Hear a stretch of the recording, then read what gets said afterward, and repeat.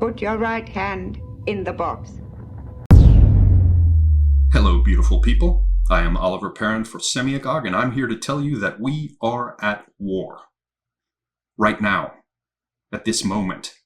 Many of you might think you know what I'm talking about. Sadly, all but a few of you are wrong.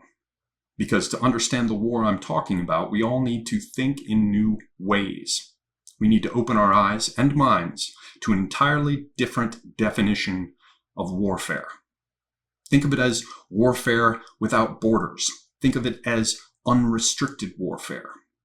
And the dimension of it that should concern us, that does concern us, is anything and everything but the violent aspect of the war. Bear with me and I'll try to explain what I mean by this. Doubtless you've noticed that every aspect of life is now crawling with new rules related to what we're always supposed to do and what we're never, ever supposed to do. This signals the introduction of pressure, the imposition of force upon each of us individually and upon each of our respective nations. Total war is upon us. Listen to the heads that talk. Listen to the words that issue from the orifices. Gaze upon the blazing screens. See the sneers. Hear the obscenely backhanded, sneaky doublespeak. Recognize what you see before you. The cleaving and splintering of all of our institutions, addiction to paralyzing critical self-evaluation raised to the level of a masochistic fetish. We are all learning there's a point at which our endless cultural vivisection can't help but become an autopsy. We're encouraged to doubt ourselves. We're encouraged not to have children. We're told that the world is literally about to end. We're literally being told that the world is about to end. Children are being told this too, subverting and crippling entire generational cohorts within our nations. And children are being mobilized to shame us, as well as the always fashionable armies of beggars. But the opponents especially like to go after borders. They seek to erase all borders, and when borders go, order goes, along with hierarchy, property, and territory, qualities recognized to some extent by most animal life on Earth. But they think we're different, that we can be engineered into something without borders, without distinctions, without excellence. Look at the borders that have already disappeared. The border between man and woman, the border between non-sexual child and sexual adult, the border between genders, between singular and plural, him and her, they and them, between just and unjust, between right and wrong. But for our purposes, we're going to look more closely at the border between war and peace, and why we have to realize that it too has disappeared. In our Western cultures, we've long separated the domain of war from the domain of peace. In peacetime, we privilege the individual. We enjoy the protection of civil law. The emphasis is upon personal rights. In wartime, we're concerned with the collective. When faced with emergency circumstances, we establish martial law, at which point we all agree there's no more room for special snowflakes. Everyone wears a uniform. And if you refuse to march forward into battle when ordered to do so, your commanding officer can shoot you on the spot. Now, we did this for a reason. This cultural strategy enables us to make the most of focusing on the individual while still keeping the old system in reserve.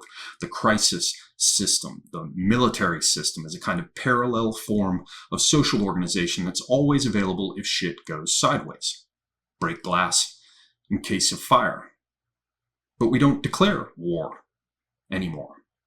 We no longer pull the alarms. Anyone else notice that? We've had any number of wars now that have never been declared by Congress. These days, there's no official marking of the transition. But that's just one aspect of removing borders. It goes further than erasing the borders associated with formal recognition of the state of war or the state of peace. Our kindly new forms of warfare are going on at all times, in all places, at all levels of society, across whatever demographic categories you care to consider. While there are no clouds of gun smoke, no rockets' red glare, no trumpets blare, no bombs bursting in air, still the shudder-shattering waves of progress are blowing everything to hell, leaving not one stone left standing upon another. It's raining straight up. But instead of recognizing the fabric is tearing and the seams are splitting, all by design, instead of admitting that we can't control our cities and borders, admitting that law no longer rules, we hire more police. And oddly enough, those police begin to be armed more and more like soldiers. Our circumstances come to feel more and more like an occupation. But we ourselves are the only enemy that's been identified. We're told we ourselves are the ones to blame for the steady stream of abuse spewed at us by most of Hollywood, the Academy, the media, and the rest of the everlasting gobslobbers of hate incorporated. The distinction between state of war and state of peace has been erased. Or to put it more simply, we're in a state of war, but the machinations of our opponents have suppressed all the signals, all the discourse that would come with openly declaring what we all know to be true, which is that we are under attack. The most important thing to realize, the critical thing to become aware of, is that our natural alarm system has had the wires cut. But the answer isn't to shift over into martial mode. The answer isn't to try to activate the old system, forcing a shift from civil to martial mechanisms. And the answer definitely isn't to foment violence.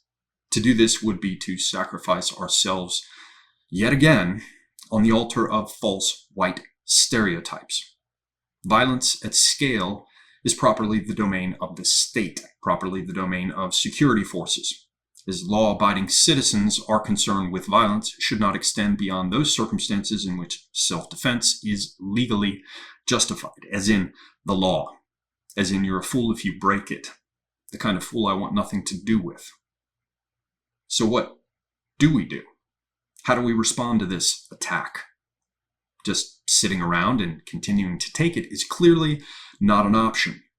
I suggest the answer is to call out the militia, in a manner of speaking, by explicitly spreading the word that we are no longer at peace, spreading the word that each of us bears responsibility for these circumstances, if not for creating them, then at a minimum for continuing to tolerate them. We cannot take action in the realm of violence, but we can take action, consistent and unrelenting action, in speaking out, in spreading the word, in lawfully organizing and protesting, in ridiculing those who seek to smother our pasts and move under cover of the present to steal our futures.